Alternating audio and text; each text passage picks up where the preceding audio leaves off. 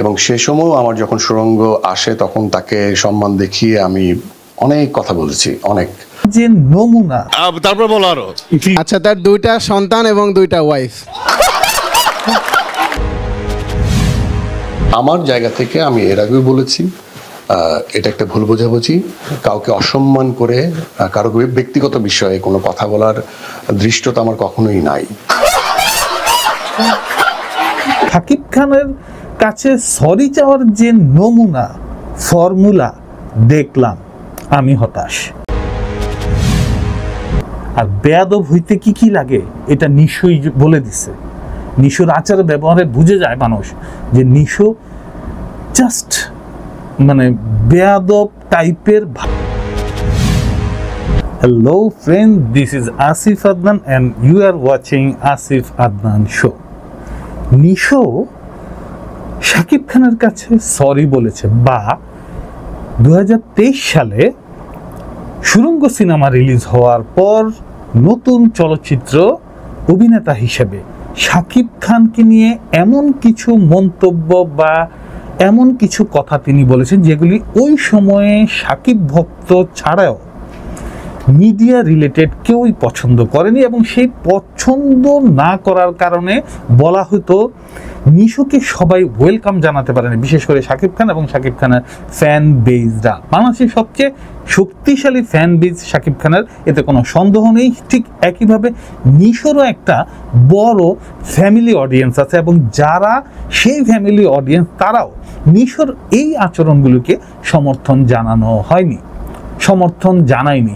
আজকে যখন জানলাম যে নিশো সেদিনকার ব্যাপারে তার ভুল বুঝতে পেরেছে এবং শাকিব খানের কাছে সরি চেয়েছে, ঠিক তখন শাকিব খানের কাছে সরি চাওয়ার যে নমুনা, ফর্মুলা দেখলাম, আমি হতাশ। নিশো এইভাবে বলেছে, যার সম্পর্কে কথা বলা হচ্ছে বা যাকে নিয়ে কথা বলা হচ্ছে, নিশো আগে আপনি এটা ঠিক করেন যে আপনি আসলে সরিটা বলতে চান কিনা। ওই যে পুষ্পা সিনেমার ওই শটটার মধ্যে যে পুষ্পার ভিতরে সরি আসতেছে না, কিন্তু সে তার যে পুষ্পা সিন্ডিকেট আছে সেই সিন্ডিকেটের জন্য সরি বলেছে, কিন্তু পরে এসে কি করছে, সি করে দিছে। এরকম না তো, আপনার মনে যদি থাকতো যে না, আমি সেদিনকার যে ঘটনাগুলি ঘটেছে সেই ঘটনাগুলোর জন্য আমি সরি, তাহলে আপনি বলতেন যে শাকিব ভাই আমার অগ্রজ, এবং তারকে নিয়ে যে সমস্ত কথাগুলি বলা হয়েছে সেই সময় সেগুলি আমার অজান্তেই, এবং সেগুলো আমি ইচ্ছে করে বলতে চাইনি। নিশো আপনাকে মনে করিয়ে দিতে চাই, চ্যানেলের একটি গেম শোতে আপনি যখন বুঝতে পারলেন যে আপনার পেছনে কে আছে, শাকিব খান আছে, কিন্তু আপনি তখন বারবারই না বোঝার ভান করে আরো কিছু আইডিয়া দিতে চাচ্ছিলেন যে তিনি সানগ্লাস পরে, তিনি 2টা বিয়ে করছে, তিনি বছরে একটা বিয়ে করে। এগুলি ছিল ইচ্ছাকৃত। আর আজকে 2 বছর পর যখন আপনি সেই বিষয়ে মুখ খুললেন, আপনি যদি মুখ না খুলতেন তাহলে কোনো ব্যাপার ছিল না, কিন্তু যখন আপনি মুখ খুলছেন তাহলে আপনাকে নর্মালি আপনি বলতে পারতেন যে শাকিব ভাইয়ের সাথে সেদিনকার যে বিষয়গুলি ছিল সেটা একেবারেই কাকতালীয়, সেটা আমার ইচ্ছাকৃত ছিল না, আই এম সরি, উনি যদি দুঃখ পেয়ে থাকেন সেটার জন্য আমি সরি, সেটা আসলে একটা ভুল বোঝাবুঝি ছিল। এটা না করে আপনি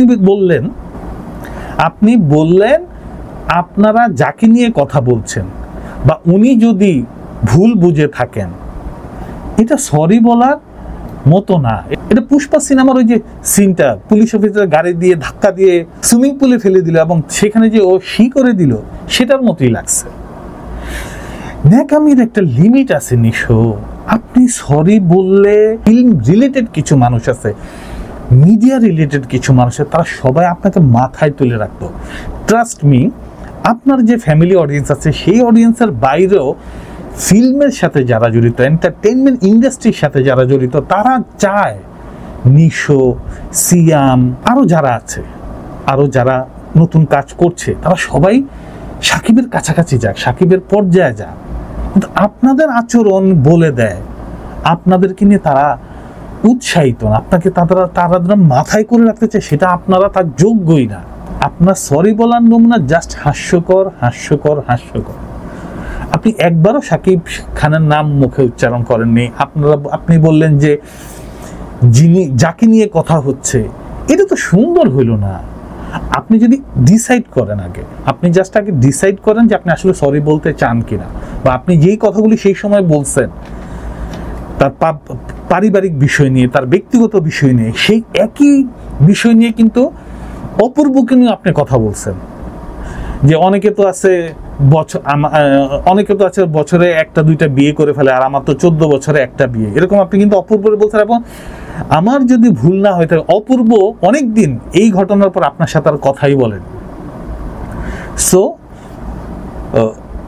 মানুষকে ছোট করে কথা বলার মধ্যে কোনো আনন্দ নাই, কোনো বড় হওয়ার কিছু নাই। আপনি বড় হতে চান, মানুষ আপনাকে বড় করবে, মানুষ আপনার শ্রদ্ধাবোধকে, আপনি শিক্ষিত মানুষ, আপনার কে স্বাগতম জানানোর জন্য বাংলাদেশের মিডিয়া ইন্ডাস্ট্রির হাজার হাজার মানুষ ওয়েট করছে, যারা আপনার অডিয়েন্স না।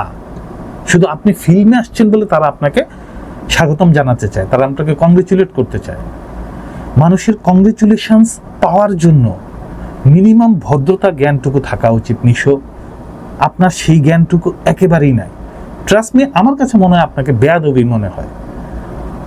এই ভিডিওটার পরে, এই ভিডিও নিয়ে আপনার কথা বলা উচিতই ছিল না। সেটা 2 বছর আগে জিনিস হয়েছে শেষ।